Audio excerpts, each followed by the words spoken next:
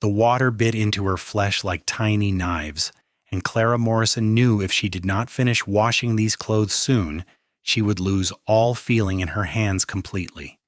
January in Montana Territory was unforgiving, but the laundry needed doing regardless of what the thermometer read.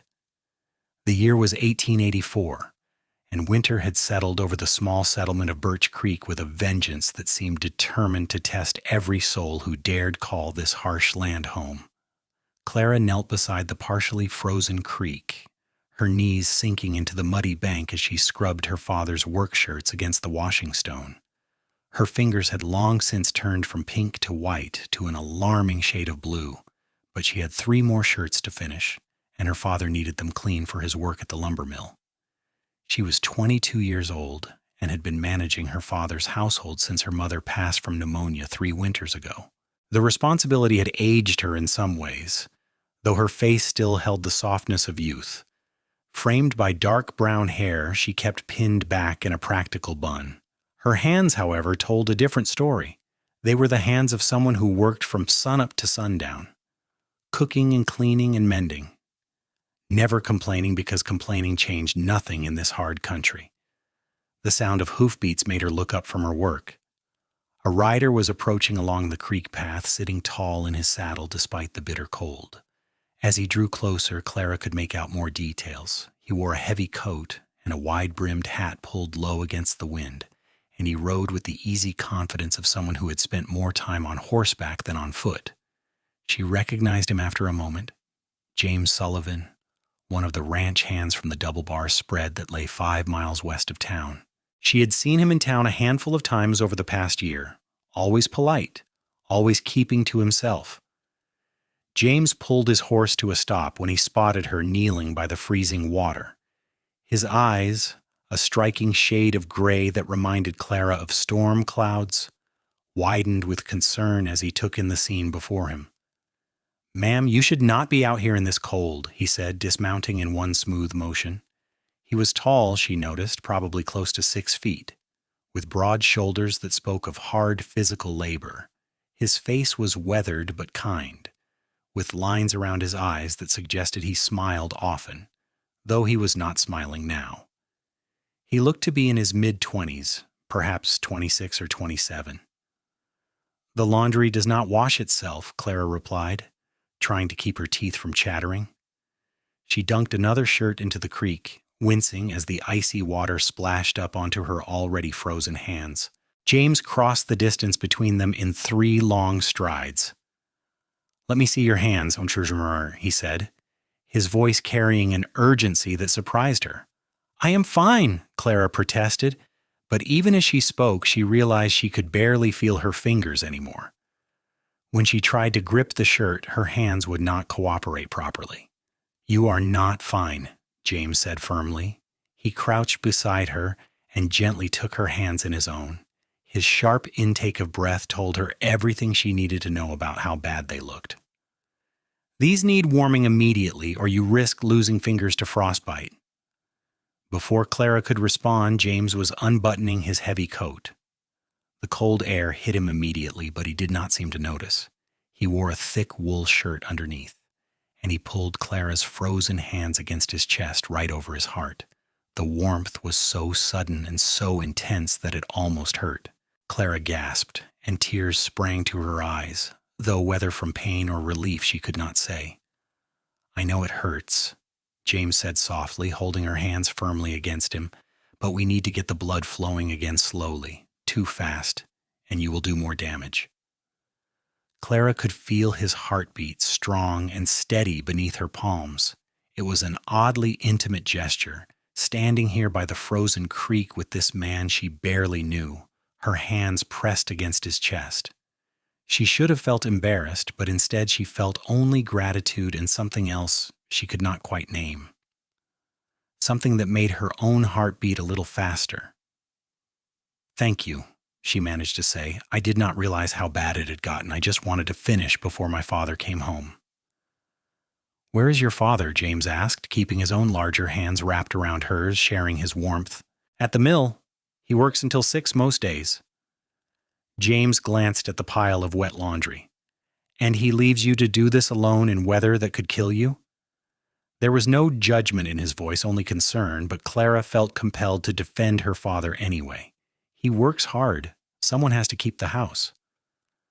Someone should keep you safe, James said quietly. They stood like that for several more minutes, James's warmth slowly seeping into Clara's frozen fingers. Feeling began to return, first as pins and needles, then as a burning sensation that made her wince.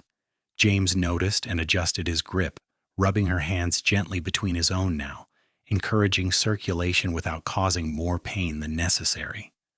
"Better?" he asked after a while. Clara nodded. She could feel her fingers again, could move them properly. The alarming blue color was fading, replaced by a healthier pink. "Much better. I cannot thank you enough, Mr. Sullivan."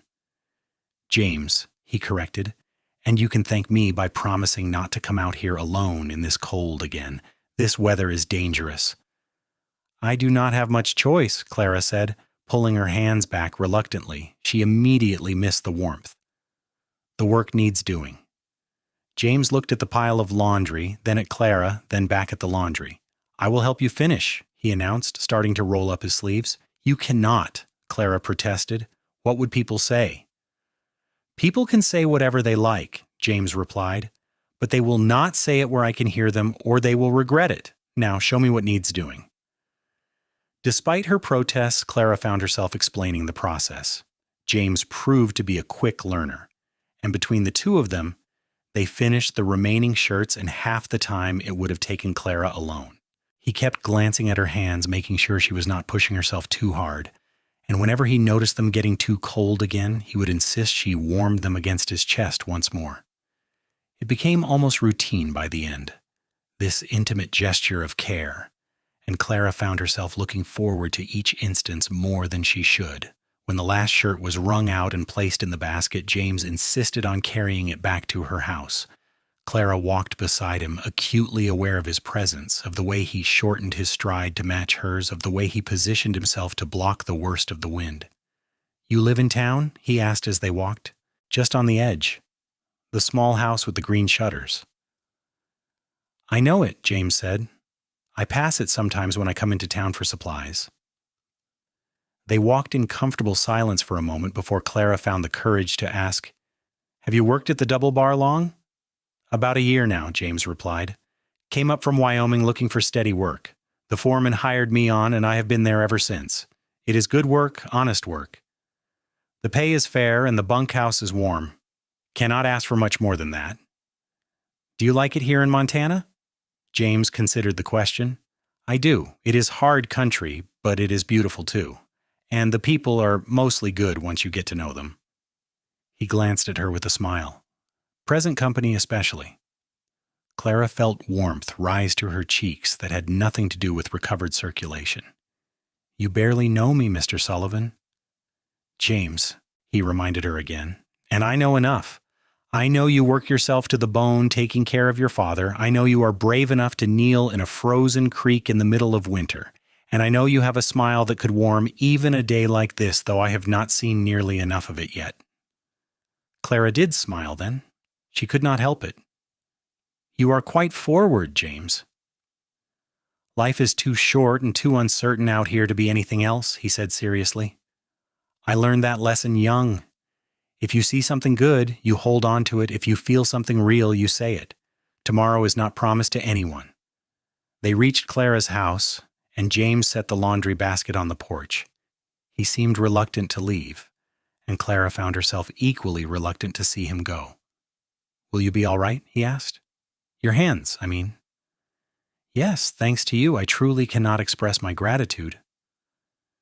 James stood there, his hat in his hands now, turning it slowly as if trying to decide something. Finally, he spoke. "Miss Morrison, I know this is forward of me, and you can say no without worrying about my feelings, but would you allow me to call on you sometime? Properly, I mean. I would like to get to know you better." Clara's heart skipped. She should say no. She barely knew this man. But when she looked into his gray eyes, she saw only honesty and kindness, and she found herself nodding before her practical side could object. I would like that. The smile that spread across James's face was like the sun breaking through clouds. Sunday afternoon? I could bring a basket and we could take a walk if the weather clears. Sunday would be lovely. James settled his hat back on his head, tipped it to her politely, and mounted his horse. "Take care of those hands, Noomer," he called as he turned to leave, "and stay out of that creek." Clara watched him ride away, her hands pressed against her own chest now, over her own racing heart. She could still feel the echo of his warmth, could still remember the steady beat of his pulse beneath her palms. Something had shifted today. She could feel it. Something that might change everything. Her father came home an hour later to find the laundry hung inside by the fire to dry and Clara humming as she prepared supper. Thomas Morrison was a big man, broad-shouldered and graying, worn down by years of hard labor and the loss of his wife. He looked at his daughter with surprise. "You are in good spirits," he observed, settling into his chair. "It was a good day," Clara said simply, not yet ready to share the details. Time enough for that if James actually came on Sunday. But Sunday seemed impossibly far away. Clara found herself counting the hours, then the minutes. She went about her usual tasks with a distraction that was unlike her, catching herself staring out the window more often than she cared to admit. She wondered if James was thinking about her too, or if she was just a passing kindness to him, a woman in need of help that any decent man would have assisted. Saturday evening brought fresh snow, and Clara worried that the weather would prevent James from coming. But Sunday dawned clear and cold, with a blue sky that seemed to stretch forever. Clara took extra care with her appearance, wearing her best dress, a deep blue wool that her mother had made for her 3 years ago. She braided her hair and wound it into a crown around her head, then immediately took it down and styled it more simply. She did not want to look like she was trying too hard, even though she was. Her father noticed her preparations and raised an eyebrow. "Expecting someone?" "A gentleman from the Double Bar Ranch is coming to call," Clara admitted. "James Sullivan. He helped me with the laundry the other day." Her father's expression grew serious. "Sullivan, you said? I have heard that name. Good worker. Keeps his nose clean. But Clara, you be careful. Cowboys are not known for settling down." "He just wants to take a walk, Father. Nothing more." But even as she said it, Clara hoped it was not true. She hoped there would be more, much more. James arrived promptly at 2:00, riding up on the same horse, but this time wearing his Sunday best. He had shaved and combed his hair, and he carried a basket over one arm. When Clara opened the door, his face lit up in a way that made her stomach flutter. "Miss Morrison," he said formally, tipping his hat, "you look beautiful." Clara's father appeared behind her, and James straightened even more, if that was possible. "Mr. Morrison, sir, I am James Sullivan. I was hoping I might take your daughter for a walk this afternoon with your permission." Thomas looked James up and down, his expression unreadable. Finally he nodded. "Have her back before dark." "Yes, sir. You have my word." The walk started awkwardly, both of them too aware of the significance of this outing. But James's natural ease soon put Clara at ease as well. He talked about his work at the ranch, about the horses he tended, and the cattle drives he had been on. Clara talked about her life in Birch Creek, about growing up in Montana territory, about her mother, and the hole her death had left. "It must have been hard taking on all that responsibility so young," James said as they walked along a ridge that overlooked the valley. "I did what needed doing," Clara replied. "Same as everyone else." "Not everyone else," James corrected. "You are stronger than you give yourself credit for. Most people would have broken under that weight." They stopped to rest on a fallen log, and James unpacked the basket. He had brought bread and cheese, apples and dried meat, and even a small jar of honey. They ate and talked, and the conversation flowed as easily as a summer stream. Clara found herself laughing more than she had in months, and James seemed to delight in drawing out her smiles. "Tell me about Wyoming," Clara asked. "Why did you leave?" James's expression grew more serious. "My parents died when I was 17. Fever took them both within a week of each other. I tried to keep the family farm going, but I was too young and too inexperienced. Lost it to debt after 2 bad harvests. After that, I just drifted for a while, working where I could, learning what I needed to survive. Ended up here and realized I was tired of drifting. I am sorry about your parents, Clara said softly. Thank you. It was a long time ago now, but you never really get over it, do you? You just learn to carry it. Clara understood that better than most. They sat in companionable silence for a moment, watching the sun begin its descent toward the mountains. I should get you home, James said reluctantly. I promised your father before dark. They walked back slowly, neither wanting the afternoon to end. At her door, James took her hand gently, mindfully of how cold it had been when he first touched it. May I see you again? He asked. I would like that very much. Next Sunday? Yes. James held her hand a moment longer, his thumb brushing across her knuckles in a gesture that was both tender and thrilling. Take care of yourself, Clara, and stay warm. He used her first name, Clara noticed. Somewhere during their walk, they had crossed that threshold from formal acquaintances to something more familiar. The next week passed in a blur of anticipation. James came to town midweek on the pretense of buying supplies and stopped by to bring Clara a pair of thick gloves he had bought at the general store. For the next time you insist on doing laundry in freezing weather, he said with a grin. Clara accepted them with a laugh. I have been using warm water indoors, I promise. Good. I have been worrying about you. The admission made Clara's heart soar. He had been thinking about her, worrying about her. She was not alone in feeling this connection between them. Their second Sunday together was even better than the first. James brought his guitar, and after their walk, he played for her while she sang. Her voice was untrained but sweet, and James accompanied her easily, his fingers sure on the strings. You have a beautiful voice, he said when they finished a song. You are a wonderful musician. Where did you learn to play? My mother taught me. She said every home needed music, especially the hard times, maybe especially then. They continued to see each other every Sunday, and James began stopping by during the week whenever his work brought him near town. Clara's father watched the courtship develop with cautious approval. He liked James, Clara could tell, but he also worried about his daughter giving her heart to a cowboy whose life was uncertain at best. But Clara could not help herself. She was falling in love with James Sullivan, falling hard and fast in a way she had never experienced before. She loved the way he looked at her, as if she was the most precious thing in the world. She loved his quiet strength, his gentle humor, his unwavering honesty. She loved the way he made her feel safe and cherished and seen. Winter began to loosen its grip on Montana as February gave way to March. The creek where they had met started to thaw, and the days grew incrementally longer. James and Clara spent every moment they could together, their connection deepening with each passing week. One Sunday in late March, James arrived looking nervous. Clara noticed immediately and felt her own anxiety rise in response. Is something wrong? She asked as they set out for their usual walk. No, nothing is wrong. I just have something I need to talk to you about, and I am not sure how you will receive it.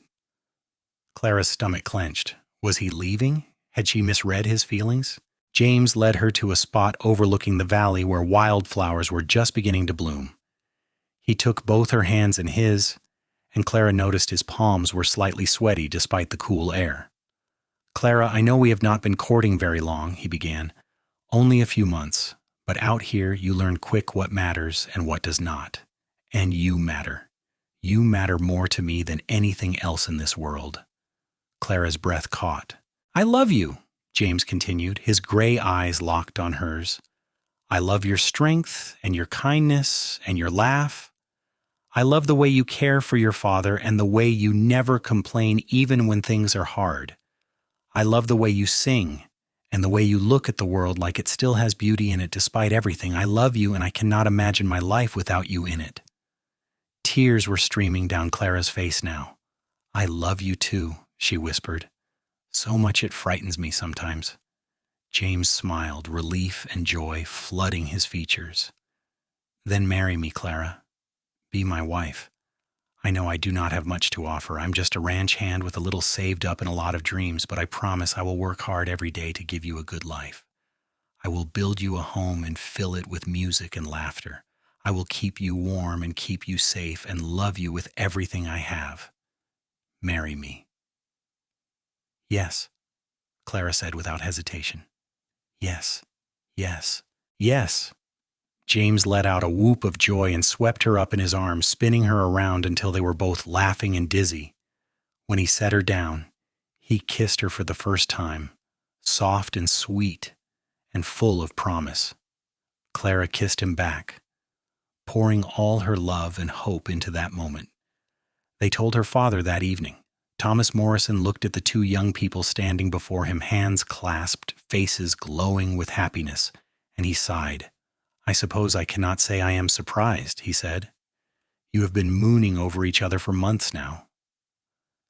Sir, I promise I will take good care of her, James said earnestly. I will work hard and provide for her, and I will love her for the rest of my days. Thomas looked at his daughter.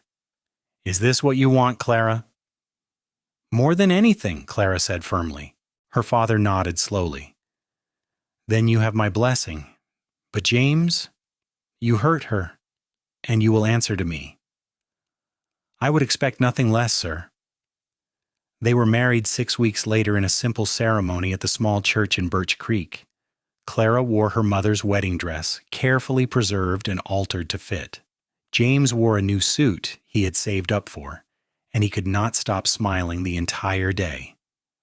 The whole town turned out for the celebration, and the foreman from the Double Bar gave James a raise and a small cabin on the ranch property as a wedding gift.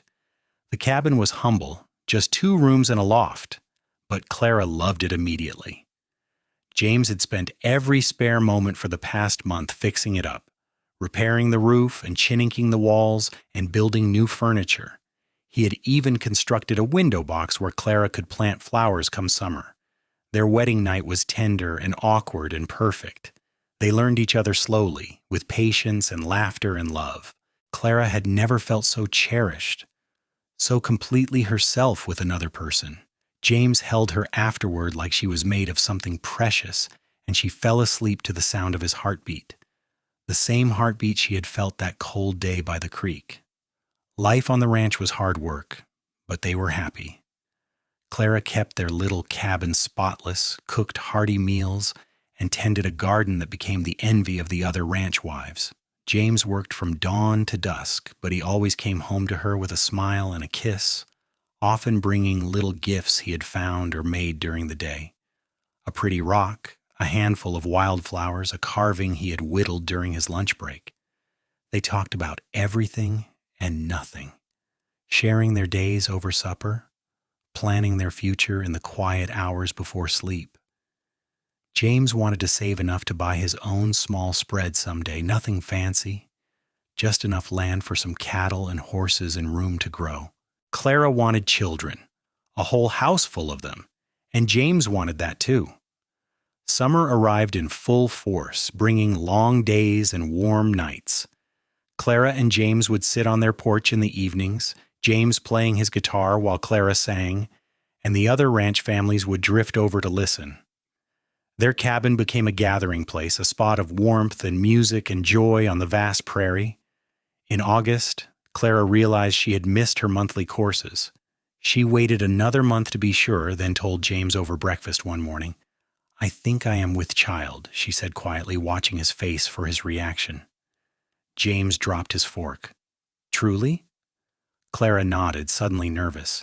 They had talked about children, but talking and the reality were 2 different things. James was around the table in an instant, pulling her into his arms. A baby, he said wonderingly. We are going to have a baby. Are you happy? Clara asked. Happy? Clara, I am overjoyed, terrified, but overjoyed. He pulled back to look at her, his hands gentle on her face. Are you all right? Do you feel well? Should you be sitting down? Clara laughed. I am fine. Women have babies all the time, James. But this is our baby. That is different. James became almost comically protective as Clara's pregnancy progressed. He insisted she not lift anything heavy, not work too hard, not do anything that might put stress on her or the baby. Clara tolerated his fussing with good humor, knowing it came from a place of love. The other ranch wives took Clara under their wing, sharing advice and baby clothes and stories of their own pregnancies. Clara's father visited often, awkward but pleased at the prospect of becoming a grandfather. Winter returned, and with it came memories of that day by the creek when everything had changed. Clara was heavily pregnant now, due in late February or early March. James hardly left her side when he was not working, constantly checking on her, making sure she was warm and comfortable. "You are going to drive me mad with your hovering," Clara told him one evening, but she was smiling as she said it. "I cannot help it. Every time I look at you carrying our child, I fall in love with you all over again." Their son was born on a cold March morning, almost exactly a year after James had proposed. The labor was long and difficult, and James wore a path in the floor pacing while the midwife attended to Clara. But when he finally heard the baby's cry, he nearly collapsed with relief. The midwife brought the baby out, wrapped in a blanket Clara had made. "A healthy boy," she announced, "and your wife is tired but well." James held his son for the first time with shaking hands. The baby was tiny and red-faced and absolutely perfect. He had a shock of dark hair, and when he opened his eyes, they were gray like his father's. "Clara wants to see you both," the midwife said, and James carried the baby into the bedroom where Clara lay propped up on pillows, exhausted but smiling. "Look what we made," James said softly, placing the baby in her arms. Clara looked down at their son with wonder. "He is beautiful. He has your eyes." "What should we name him?" James asked. They had discussed names for months, but never quite decided. Clara looked at her son, then at her husband, and she knew. "Thomas," she said, "after my father, Thomas James Sullivan." James felt his throat tighten with emotion. He would be honored. Thomas it is. Life became even busier with a baby in the house. Tommy, as they called him, was a good baby, happy and healthy with his father's smile and his mother's easy temperament. James had never known love like this existed. The fierce, protective love for his child combined with the deep, abiding love for his wife. He worked harder than ever, driven by the need to provide for his growing family. By the time Tommy was 2, James had saved enough for a down payment on a small parcel of land 20 miles north of the Double Bar. It was not much, just 40 acres with a small house that needed work and a barn that needed even more. But it was theirs. James gave notice at the ranch, and though the foreman was sorry to lose him, he understood. Every man wanted his own place. The move was bittersweet. Clara would miss the community of the ranch, the easy friendships she had formed, but the prospect of their own land, their own home, was thrilling. They loaded their belongings onto a borrowed wagon and set out for their new life with Tommy wedged between them on the seat, chattering away about everything he saw. The first year on their own land was the hardest. James worked himself to exhaustion, repairing buildings, clearing land, building fences. Clara worked equally hard, making the run-down house into a home, tending a large garden, taking care of Tommy, and helping James whenever she could. But they were building something together, something that was entirely theirs and that made every hardship worthwhile. Clara became pregnant again in the fall, and their daughter was born the following summer. They named her Rose after James's mother. She was a tiny thing, delicate and beautiful, with Clara's dark hair and a personality that made itself known from day one. Where Tommy had been easy, Rose was demanding, but James and Clara loved her fiercely. The years passed in a rhythm of seasons and growth. The ranch prospered slowly but surely. They added more cattle, more horses. James hired occasional help during busy times, but mostly he and Clara managed on their own, with the children pitching in as they grew older. Tommy proved to have his father's way with horses, while Rose had inherited both her parents' musical talents and could often be found singing while she worked. A third child came, another son they named Daniel, and then a fourth, a daughter called Grace. The little house expanded to accommodate the growing family, and laughter and music filled every corner. Through it all, James and Clara's love only deepened. They had built a life together out of hard work and determination and unwavering commitment to each other. They had their struggles, certainly. There were years when the cattle prices dropped and money was tight. There was the year of the drought when they nearly lost everything. There was the winter when Rose got sick and they were not sure she would pull through, but they faced it all together, and that made all the difference. On their 10th wedding anniversary, James took Clara back to the ridge where he had proposed. The children were old enough now to stay with Clara's father for an afternoon, and James wanted this time alone with his wife. 10 years, Clara said, looking out over the valley. It has gone so fast. Best 10 years of my life, James said, pulling her close. Do you have any regrets? Clara looked up at him. This man who had warmed her frozen hands all those years ago and had been warming her heart ever since. Not a single one. You? Only that I did not meet you sooner. James kissed her then deep and long, and Clara kissed him back with all the passion and love she still felt as strongly as the day they married. They stayed on that ridge until sunset, talking about their life, their children, their dreams for the future. They were older now, worn by years of hard work, but they were happy. They had built something real and lasting, something that would outlive them and their children and their grandchildren. Do you remember the day we met? Clara asked as they finally started back home. My hands were so frozen I could barely feel them. I remember, James said, lacing his fingers through hers. I remember thinking you were the bravest woman I had ever seen, and the most stubborn, doing laundry in that freezing creek. I remember you pressing my hands against your chest, Clara said softly. I could feel your heartbeat. I think that was the moment I started falling in love with you, though I did not know it yet. Your hands are warm now, James observed, raising them to his lips, because you have kept them warm all these years. They walked home hand in hand as the stars began to appear overhead. The house came into view, windows glowing with lamplight, and they could see the silhouettes of their children moving about inside. This was their legacy, this home they had built, this family they had created, this love they had nurtured through a decade of joy and hardship. The years continued to pass, each one bringing new challenges and new blessings. Tommy grew into a fine young man and fell in love with the daughter of a neighboring rancher. James and Clara attended their wedding with pride and joy, watching their eldest son start his own family. Rose proved to be as stubborn as her mother and as determined as her father, and she announced at 16 that she wanted to be a teacher. James and Clara scraped together the money to send her to the normal school in Helena, and she returned 2 years later to teach at the little schoolhouse in Birch Creek. Daniel inherited his father's head for business and helped expand the ranch until it was one of the most prosperous in the region. Grace, the baby, surprised everyone by being the most adventurous of the lot. She learned to rope and ride as well as any man, and had no interest in the domestic arts that had come so naturally to her mother and sister. She reminds me of you, James told Clara one day as they watched Grace breaking a young horse with skill and determination. Me? I was never like that.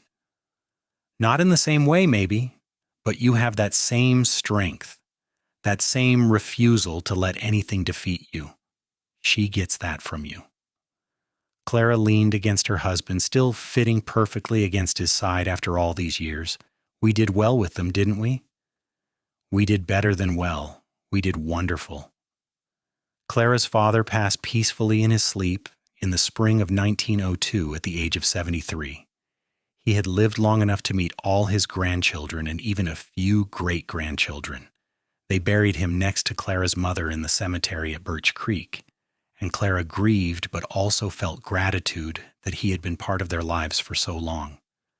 The children married and started their own families, but they all stayed close, building houses on the expanded ranch land or nearby. Sunday dinners at James and Clara's house became a tradition, with 3 generations gathering around the table. the house overflowing with noise and love and life. James's hair turned gray, then white, and Clara's followed suit. They moved a bit slower now, felt the cold a bit more keenly, but they were still healthy and still very much in love. They were grandparents many times over, and the grandchildren adored them, begging for stories of the old days and begging Grandpa James to play his guitar while Grandma Clara sang. One winter evening, nearly 30 years after that day by the frozen creek, James and Clara sat together by their fire. The house was quiet for once, all the children and grandchildren gone home. Clara was knitting, and James was carving a toy horse for one of the grandsons. "I have been thinking," James said suddenly. "About what?" "About that day I found you by the creek. What if I had ridden past? What if I had minded my own business and kept going?" Clara set down her knitting. "But you did not." "I know, but I could have. And then I would have missed all of this whole life we built together. It scares me sometimes how easily it might not have happened." Clara moved to sit beside him on the settee. "But it did happen. You stopped. You helped me. You cared enough to make sure I was all right. That is who you are, James Sullivan. That is who you have always been." James set aside his carving and took Clara's hands in his, a gesture that had become so familiar over the decades, but never lost its meaning. "Your hands are warm," he said, as he had said countless times before. "Because you have kept them warm," Clara replied, as she always did. "Because you have kept me warm, in every way that matters." They sat together in the firelight, hands clasped, hearts joined, as they had been since that cold January day so long ago. Outside, snow began to fall, soft and silent, covering the world in white, but inside they were warm, surrounded by the life they had built together, the love that had sustained them through everything. James leaned over and kissed Clara's forehead, then her cheek, then her lips. "I love you," he said, "just as much today as I did 30 years ago. More, even." "I love you too," Clara whispered. "Thank you for warming my hands that day. Thank you for warming my whole life." They stayed there by the fire until it burned low, talking quietly about their children and grandchildren, about the ranch and the changes they had seen, about the years behind them and whatever years remained ahead. But mostly they just sat together in comfortable silence, two people who had found each other in the vastness of the Wild West and created something beautiful from hard work and determination and love. When they finally went to bed that night, James held Clara close, and she rested her head on his chest, listening to his heartbeat just as she had that first day. It was still strong and steady, a rhythm she knew as well as her own. This was home, she thought. Not the house, or the land, or even the family, though those were all precious. Home was this man, this love, this life they shared. The years ahead would bring more joys and more sorrows, as life always did. They would celebrate more weddings and births, grieve more losses. They would watch the world change around them, the Wild West gradually becoming less wild, the 20th century bringing progress and change they could never have imagined in their youth. But through it all, they would have each other. James would continue to warm Clara's hands on cold days, both literally and figuratively. Clara would continue to be James's anchor and his joy. They would grow old together with grace and gratitude, surrounded by the family they had created and the love that had started on a frozen creek bank in the harsh Montana winter of 1884. When James finally passed at the age of 78, Clara was holding his hand.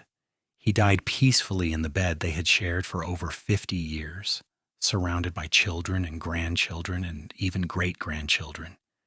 His last words were, "I love you, Clara, forever."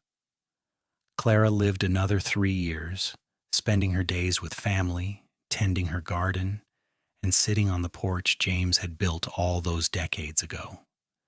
She missed him with an ache that never quite went away, but she also felt him with her constantly in the house he had built, in the family they had raised, in the love that had defined her life. When Clara died at 83, they buried her next to James under a cottonwood tree on a hill overlooking their ranch. The whole community turned out for the funeral, testament to the lives they had lived and the impact they had made. Her children and grandchildren and great-grandchildren stood together, united in grief but also in gratitude for the legacy she and James had left them. Rose, now a respected teacher and grandmother herself, spoke at the service. "My parents taught us many things, she said, her voice strong despite her tears. They taught us the value of hard work and the importance of family. They taught us to face hardship with courage and to celebrate joy with gratitude. But most of all, they taught us about love. Real love, the kind that lasts a lifetime, the kind that keeps you warm on the coldest days, the kind that builds homes and families and futures. They gave us that gift, and we will pass it on to our children, and they will pass it on to theirs. That is the legacy of James and Clara Sullivan, and it was. Their children and grandchildren and great-grandchildren spread across Montana and beyond, but they all carried with them the lessons learned in that little house on the prairie. They all knew the story of how their grandparents or great-grandparents met, the cowboy and the woman with frozen hands, and they all understood that sometimes love begins with a simple act of kindness on a cold winter day. The ranch continued to prosper under Daniel's management, and eventually under his children and grandchildren. The little cabin James had built was preserved as a memorial, kept exactly as it had been when he and Clara first lived there, a testament to humble beginnings and steadfast love. Years turned into decades, the 20th century giving way to the 21st, but the story of James and Clara lived on. It became part of the family folklore, told and retold at gatherings, a reminder of where they came from and what mattered most. It was a story about hardship and survival in the Wild West, but more than that, it was a story about love, simple and true and enduring. And if you had been there on that cold January day in 1884, if you had seen James press Clara's frozen hands against his chest and seen the look that passed between them, you would have known even then that this was the beginning of something extraordinary. Because real love, the kind that lasts forever, often starts in the smallest moments, in simple gestures of care and kindness that bloom into something beautiful and lasting. Their story was the Wild West at its finest, not just the struggle and the hardship that defined the era, but also the human connections that made it bearable and beautiful. It was about two people finding each other in a hard land and building a life together through sheer determination and unwavering love. It was about family and legacy and the things that truly matter in life. And in the end, that was enough, more than enough. It was everything.